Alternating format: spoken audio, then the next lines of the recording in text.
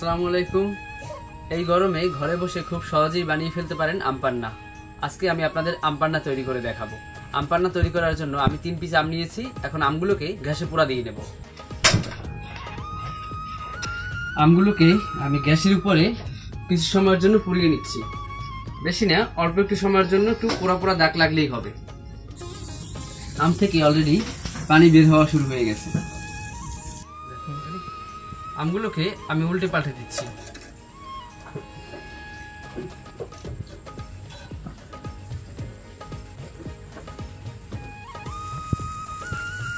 যখন 4-5টা একটু পোড়া পোড়া হয়ে যাবে তখন আমি আমগুলোকে উঠিয়ে নেব। মনে হচ্ছে প্রেসার কুকার থেকে স্টিম বের হচ্ছে। আম পোড়ানো শেষ, এবারে আমি আমগুলোকে উঠিয়ে নিচ্ছি।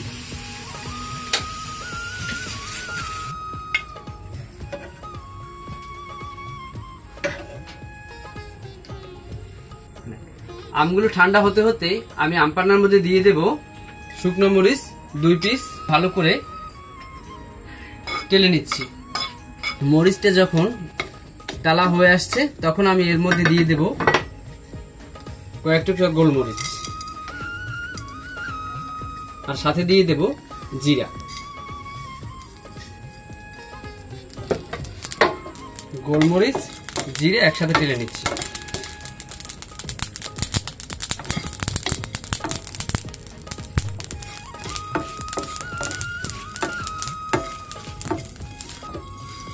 টালা শেষে এগুলোকে চুলা থেকে নামিয়ে নিচ্ছি।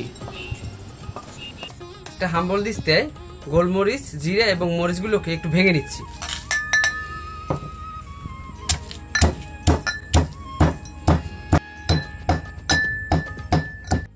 আমগুলো ঠান্ডা হয়ে যাওয়ার পরে এখন আমি আমের উপর থেকে ছোলাটাকে ছিলে নিচ্ছি। আমটা পুরোপুরি এখনো ঠান্ডা হয়নি, এখনো গরম আছে। এখন পুরো আমগুলোকে আমি ছাড়িয়ে নিয়েছিলাম, এখন ব্লেন্ডারে দিয়ে দিচ্ছি। এখন দিয়ে দিচ্ছি গোলমরিচ জিরা এবং মরিচের সেই গুঁড়োগুলোকে। একটা লেবু চিপে এর ভিতরে শুধু লেবুর রসটাকে দিয়ে দেব। আমি লেবুটাকে আগেই কেটে রেখেছিলাম, এখন শুধু লেবুর রসটাকে দিয়ে দিচ্ছি। এর মধ্যে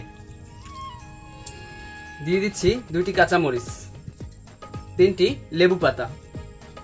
এখন আমি আম পান্নার ভিতরে দিয়ে দেব পরিমাণ মতো বিট নুন। সাদা লবণ নয়, আমি বিট নুন ব্যবহার করছি এখানে। দিয়ে দিচ্ছি 1 কাপ পরিমাণে চিনি, 1 কাপের একটু কম। ভিজিয়ে রেখেছিলাম ইউসুফগুলের ভুসি, এখন ভিজিয়ে রাখা ইউসুফগুলের ভুসিটাও আমি এর ভিতরে দিয়ে দিচ্ছি।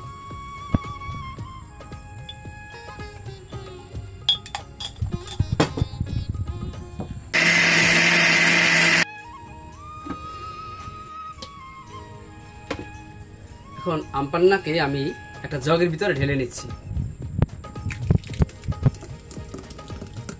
এখন এর ভিতরে আমি পরিমাণ মতো পানি দিয়ে নিচ্ছি। পানি অ্যাড করার পর আমি আরো 1 কাপ পরিমাণ চিনি জগের ভিতরে দিয়ে দিয়েছি।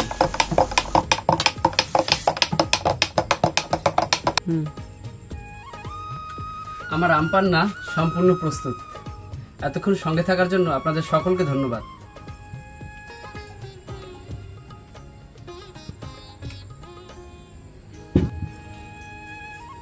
দেখি কেমন হয়েছে।